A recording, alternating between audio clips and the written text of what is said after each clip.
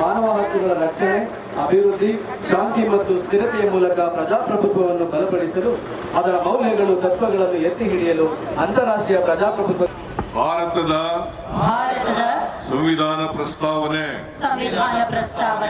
ಭಾರತದ ಜನಗಳಾದ ನಾವು ಭಾರತವನ್ನು ಒಂದು ಸಾರ್ವಭೌಮ ಸಮಾಜವಾದಿ ಸರ್ವಧರ್ಮ ಸಮಭಾವದ ಪ್ರಜಾಸತ್ತಾತ್ಮಕ ಗಣರಾಜ್ಯವಾಗಿ ರಚಿಸಲು ಮತ್ತು ಅದರ ಸಮಸ್ತ ನಾಗರಿಕರಿಗೆ ಸಾಮಾಜಿಕ ಆರ್ಥಿಕ ಮತ್ತು ರಾಜಕೀಯ ನ್ಯಾಯ ವಿಚಾರ ಅಭಿವ್ಯಕ್ತಿ ವಿಶ್ವಾಸ ಧರ್ಮಶ್ರದ್ಧೆ ಮತ್ತು ಉಪಾಸನಾ ಸ್ವಾತಂತ್ರ್ಯ ಸ್ಥಾನಮಾನ ಹಾಗೂ ಅವಕಾಶ ಸಮಾನತೆ ದೊರೆಯುವಂತೆ ಮಾಡಲು ಮತ್ತು ವ್ಯಕ್ತಿ ಗೌರವವನ್ನು ರಾಷ್ಟ್ರದ ಏಕತೆಯನ್ನು ಇದು ಬಹಳ ವಿಶೇಷವಾಗಿ ಇಡೀ ನಮ್ಮ ದೇಶದಲ್ಲಿ ನಮ್ಮ ರಾಜ್ಯ ಈ ಸರ್ಕಾರ ಈ ಒಂದು ವಿಚಾರವನ್ನು ಭಾಳ ಗಂಭೀರವಾಗಿ ತಗೊಂಡು ಒಂದು ಮಾನವ ಸರಪಳಿಯನ್ನು ನಿರ್ಮಾಣ ಮಾಡೋದ್ರ ಮುಖಾಂತರ ಪ್ರಜಾಪ್ರಭುತ್ವ ವ್ಯವಸ್ಥೆಯಲ್ಲಿ ನಾವು ಎಲ್ಲರೂ ಒಂದೇ, ಸರ್ವರಿಗೂ ಸಮಾನವಾದ ಅವಕಾಶಗಳು ಸಿಗಬೇಕು, ಎಲ್ಲರೂ ಸಮಪಾಲು ಸಮಮಾನವೆಯನ್ನು ಮಾಡಬೇಕು, ಸಾಮಾಜಿಕ ನ್ಯಾಯದ ಅಡಿಯಲ್ಲಿ ಬದುಕಬೇಕು ಅಂತೇಳಿ ಇಲ್ಲಿ ಇವತ್ತು ಜಾತ್ಯತೀತವಾಗಿ ಧರ್ಮಾತೀತವಾಗಿ ಮಾನವ ಸರಪಳಿಯನ್ನು ಬೀದರಿಂದ ಚಾಮರಾಜನಗರವರೆಗೂ ನಿರ್ಮಾಣ ಮಾಡೋದ್ರ ಮುಖಾಂತರ ಗಿನ್ನಿಸ್ ದಾಖಲೆಯನ್ನು ನಿರ್ಮಾಣ ಮಾಡಿರೋ ಈ ಸರ್ಕಾರಕ್ಕೆ ನಾನು ಇಂಥ ಒಂದು ಬದ್ಧತೆಯ ಕಾರ್ಯಕ್ರಮ ಹಮ್ಮಿಕೊಂಡಿದ್ದಕ್ಕಾಗಿ ಅಭಿನಂದಿಸ್ತೀನಿ. ಮತ್ತು ಸಂವಿಧಾನದ ಆಶಯಗಳನ್ನು ಕೇವಲ ಮಾನವ ಸರಪಳಿ ನಿರ್ಮಾಣ ಮಾಡಿದ್ರೆ ಸಾಲದು, ನೀವು ಆ ಆಶಯಗಳನ್ನು ಜಾರಿ ತರೋದ್ರ ಮೂಲಕ ಪ್ರಜಾಪ್ರಭುತ್ವದ ಮೌಲ್ಯಗಳನ್ನು ಕಾಪಾಡಬೇಕು ಅಂತ ಅವರನ್ನು ಕೇಳ್ಕೊತೀನಿ. ಸಮಾಜ ಕಲ್ಯಾಣ ಇಲಾಖೆ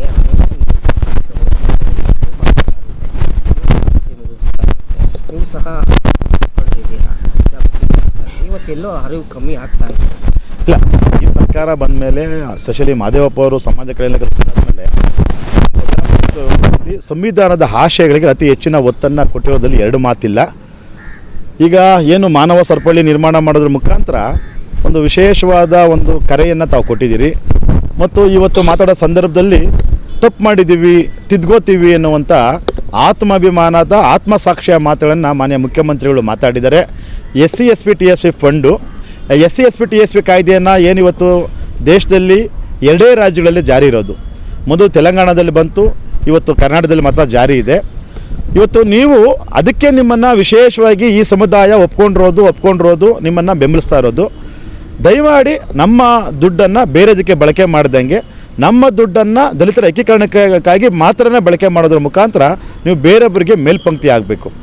ಮತ್ತು ಇವತ್ತು ಮಾನ್ಯ CM ಸಾಹೇಬರು ಕೇಳ್ತಾ ಇದ್ರು, ನಾವು ಜಾರಿ ಮಾಡಿದ್ದೀವಿ, ನೀವು ಯಾಕೆ ಜಾರಿ ಮಾಡಲ್ಲ, ನೀವು ಮೊದಲು ಕೇಂದ್ರದಲ್ಲಿ ಜಾರಿ ಮಾಡಿ ನಂತರ ನಮ್ಮನ್ನು ಪ್ರಶ್ನೆ ಮಾಡಿ ಅಂತ. ಓಕೆ, ಅದು ಭಾಳ ಒಳ್ಳೆ ಮಾತು. ಆದರೆ ನೀವು ನಮ್ಮ ದುಡ್ಡನ್ನು ದಯಮಾಡಿ ಬೇರೆದಕ್ಕೆ ನಿಮ್ಮ ಗ್ಯಾರಂಟಿಗಳಿಗೆ ಬಳಕೆ ಮಾಡೋದು ನಮಗೆ ಮಾಡುವಂಥ ಮೋಸ.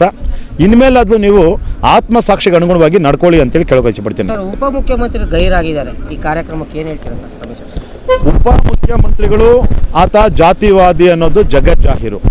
ಆತ ಪ್ರಜಾಸತ್ತಾತ್ಮಕ ಯಾವುದೇ ಇತರ ಕಾರ್ಯಕ್ರಮಗಳಲ್ಲಿ ಈ ಸರ್ಕಾರ ಬಂದಾಗಿನಿಂದನೂ ಅಥವಾ ಮೊದಲಿಂದನೂ ಕೂಡ ಆತ ಭಾಗಿಯಾಗಲ್ಲ. ಮತ್ತು ಆತ ಈ ಸರ್ಕಾರಕ್ಕೆ ಒಂದು ಕಪ್ಪು ಚುಕ್ಕೆ.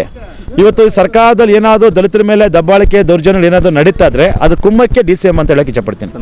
ಒಂದು ಸಮುದಾಯವನ್ನು, ಒಂದು ಛಲವಾದಿ ಸಮುದಾಯವನ್ನು ಭಾಳ ಅವಹೇಳನಕಾರಿಯಾಗಿ ಮಾತಾಡಿದಾಗ ಮತ್ತು ಒಕ್ಕಲಿಗ ಸಮುದಾಯವನ್ನು ಕೂಡ ಭಾಳ ಅವಹೇಳನಕಾರಿಯಾಗಿ ಮಾತಾಡಿದ್ದಾನೆ. ನಿನ್ನೆ ಅವರು ನಮ್ಮ ಪೊಲೀಸರನ್ನು ಇಲ್ಲಿ ನಾವು ಶ್ಲಾಘಿಸಬೇಕು, ಅವರನ್ನು ಬಂಧನ ಮಾಡಿದ್ದಾರೆ.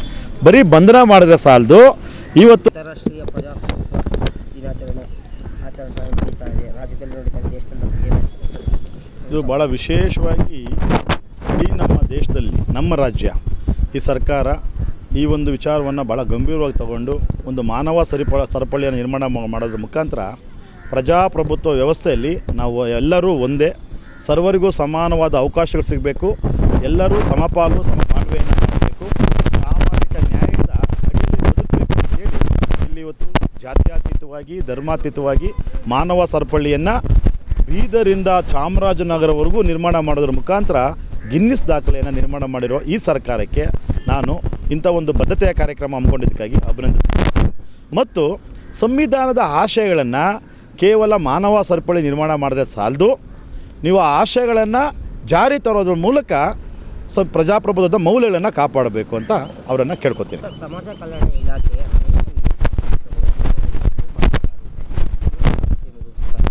ನೀವು ಸಹ ಪಡೆದಿದ್ದೀರಾ, ಇವತ್ತೆಲ್ಲೋ ಅರಿವು ಕಮ್ಮಿ ಆಗ್ತಾ ಇದೆ. ಇಲ್ಲ, ಈ ಸರ್ಕಾರ ಬಂದ ಮೇಲೆ ಸ್ಪೆಷಲಿ ಮಾದೇವಪ್ಪ ಅವರು ಸಮಾಜ ಕಲ್ಯಾಣ ಆದಮೇಲೆ ಪ್ರಜಾಪ್ರಭುತ್ವದಲ್ಲಿ ಸಂವಿಧಾನದ ಆಶಯಗಳಿಗೆ ಅತಿ ಹೆಚ್ಚಿನ ಒತ್ತನ್ನು ಕೊಟ್ಟಿರೋದ್ರಲ್ಲಿ ಎರಡು ಮಾತಿಲ್ಲ. ಈಗ ಏನು ಮಾನವ ಸರಪಳಿ ನಿರ್ಮಾಣ ಮಾಡೋದ್ರ ಮುಖಾಂತರ ಒಂದು ವಿಶೇಷವಾದ ಒಂದು ಕರೆಯನ್ನು ತಾವು ಕೊಟ್ಟಿದ್ದೀರಿ. ಮತ್ತು ಇವತ್ತು ಮಾತಾಡೋ ಸಂದರ್ಭದಲ್ಲಿ ತಪ್ಪು ಮಾಡಿದ್ದೀವಿ, ತಿದ್ಕೋತೀವಿ ಅನ್ನುವಂಥ ಆತ್ಮಾಭಿಮಾನದ ಆತ್ಮಸಾಕ್ಷಿಯ ಮಾತುಗಳನ್ನು ಮಾನ್ಯ ಮುಖ್ಯಮಂತ್ರಿಗಳು ಮಾತಾಡಿದ್ದಾರೆ. SC ST TSP fund, SC ST TSP ಕಾಯ್ದೆಯನ್ನು ಏನಿವತ್ತು ದೇಶದಲ್ಲಿ ಎರಡೇ ರಾಜ್ಯಗಳಲ್ಲಿ ಜಾರಿ ಇರೋದು. ಮೊದಲು ತೆಲಂಗಾಣದಲ್ಲಿ ಬಂತು, ಇವತ್ತು ಕರ್ನಾಟಕದಲ್ಲಿ ಮಾತ್ರ ಜಾರಿ ಇದೆ. ಇವತ್ತು ನೀವು ಅದಕ್ಕೆ ನಿಮ್ಮನ್ನು ವಿಶೇಷವಾಗಿ ಈ ಸಮುದಾಯ ಒಪ್ಕೊಂಡಿರೋದು ನಿಮ್ಮನ್ನು ಬೆಂಬಲಿಸ್ತಾ ಇರೋದು. ದಯಮಾಡಿ ನಮ್ಮ ದುಡ್ಡನ್ನು ಬೇರೆದಕ್ಕೆ ಬಳಕೆ ಮಾಡ್ದಂಗೆ ನಮ್ಮ ದುಡ್ಡನ್ನು ದಲಿತರ ಏಕೀಕರಣಕ್ಕಾಗಿ ಮಾತ್ರನೇ ಬಳಕೆ ಮಾಡೋದ್ರ ಮುಖಾಂತರ ನೀವು ಬೇರೊಬ್ಬರಿಗೆ ಮೇಲ್ಪಂಕ್ತಿ ಆಗಬೇಕು. ಮತ್ತು ಇವತ್ತು ಮಾನ್ಯ CM ಸಾಹೇಬರು ಕೇಳ್ತಾ ಇದ್ರು, ನಾವು ಜಾರಿ ಮಾಡಿದ್ದೀವಿ, ನೀವು ಯಾಕೆ ಜಾರಿ ಮಾಡಲ್ಲ, ನೀವು ಮೊದಲು ಕೇಂದ್ರದಲ್ಲಿ ಜಾರಿ ಮಾಡಿ ನಂತರ ನಮ್ಮನ್ನು ಪ್ರಶ್ನೆ ಮಾಡಿ ಅಂತ. ಓಕೆ, ಅದು ಭಾಳ ಒಳ್ಳೆ ಮಾತು. ಆದರೆ ನೀವು ನಮ್ಮ ದುಡ್ಡನ್ನು ದಯಮಾಡಿ ಬೇರೆದಕ್ಕೆ ನಿಮ್ಮ ಗ್ಯಾರಂಟಿಗಳಿಗೆ ಬಳಕೆ ಮಾಡೋದು ನಮಗೆ ಮಾಡುವಂಥ ಮೋಸ. ಇನ್ಮೇಲೆ ಅದು ನೀವು ಆತ್ಮಸಾಕ್ಷಿಗೆ ಅನುಗುಣವಾಗಿ ನಡ್ಕೊಳ್ಳಿ ಅಂತೇಳಿ ಕೇಳೋಕೆ ಇಷ್ಟಪಡ್ತೀನಿ. ಸರ್, ಉಪಮುಖ್ಯಮಂತ್ರಿ ಗೈರಾಗಿದ್ದಾರೆ, ಈ ಕಾರ್ಯಕ್ರಮಕ್ಕೆ ಏನು ಹೇಳ್ತೀರಾ ಸರ್ ರಮೇಶ್? ಉಪಮುಖ್ಯಮಂತ್ರಿಗಳು ಆತ ಜಾತಿವಾದಿ ಅನ್ನೋದು ಜಗಜ್ಜಾಹೀರು. ಆತ ಪ್ರಜಾಸತ್ತಾತ್ಮಕ ಯಾವುದೇ ಇತರ ಕಾರ್ಯಕ್ರಮಗಳಲ್ಲಿ ಈ ಸರ್ಕಾರ ಬಂದಾಗಿನಿಂದನೂ ಅಥವಾ ಮೊದಲಿಂದನೂ ಕೂಡ ಆತ ಭಾಗಿಯಾಗಲ್ಲ. ಮತ್ತು ಆತ ಈ ಸರ್ಕಾರಕ್ಕೆ ಒಂದು ಕಪ್ಪು ಚುಕ್ಕೆ. ಇವತ್ತು ಈ ಸರ್ಕಾರದಲ್ಲಿ ಏನಾದರೂ ದಲಿತರ ಮೇಲೆ ದಬ್ಬಾಳಿಕೆ ದೌರ್ಜನ್ಯ ಏನಾದರೂ ನಡೀತಾ ಇದ್ದರೆ ಅದು ಕುಮ್ಮಕ್ಕೆ DCM ಅಂತ ಹೇಳೋಕ್ಕೆ ಇಷ್ಟಪಡ್ತೀನಿ. ಒಬ್ಬ ಪ್ರಜಾಪ್ರತಿನಿಧಿ, ಒಂದು ಭಾಗದ ಶಾಸಕನಾಗಿ ಪ್ರಮಾಣವಾದ ಸ್ವೀಕಾರ ಮಾಡೋ ಸಮಯದಲ್ಲಿ ಆತ ಹೇಳುವಂಥದ್ದು, ಧರ್ಮಾತೀತವಾಗಿ ಪಕ್ಷಾತೀತವಾಗಿ ನಾನು ಎಲ್ಲ ನಾಗರಿಕರನ್ನು ಸಮಾನವಾಗಿ ನೋಡ್ತೇನೆ ಅಂತ. ಆತನು ಒಬ್ಬ ಶಾಸಕನಾಗಬೇಕಾದ್ರೆ ಎಲ್ಲ ಸಮುದಾಯದವರ ಎಲ್ಲ ಜಾತಿಯವರ ಓಟನ್ನು ಪಡ್ಕೊಂಡು MLA ಆದಂಥ ಒಬ್ಬ ವ್ಯಕ್ತಿ. ಇವತ್ತು ನಮ್ಮ ಕನ್ನಡಿಗರು ಎಷ್ಟು ದೊಡ್ಡ ಮನಸ್ಸವರು, ಆಂಧ್ರದಿಂದ ಇಲ್ಲಿ ಗಾರೆ ಮೇಸ್ತ್ರಿಯಾಗಿ ಬಂದಂಥ ಈ ವ್ಯಕ್ತಿಗೆ ಇವತ್ತು ಶಾಸಕರಾಗಿ ಮಾಡಿರೋದು ಕರ್ನಾಟಕ ಜನತೆ. ಆ ಶಾಸಕರಾಗಿ ಮಾಡೋದಲ್ಲಿ ಅತಿ ಹೆಚ್ಚು ಪಾಲಿರುವಂಥದ್ದು ಬಡವ್ರದ್ದು ಅಥವಾ ಆತನ ಜಾತಿಯವ್ರದ್ದು ಯಾರ್ದು ಇಲ್ಲಿಲ್ಲ. ಆತ ಕನಿಷ್ಠ ಆದ ಒಂದು ಪ್ರಜ್ಞೆ ಇಲ್ದಂಗೆ ಭಾಳ ಏನು ಕೆಳ ಹಂತದ ಭಾಷೆಗಳನ್ನು ಬಳಸಿದ್ದಾನೆ. ಆತ ನಾಗರಿಕ ಸಮಾಜದಲ್ಲಿರೋದಕ್ಕೆ ನಾಲಾಯಕು.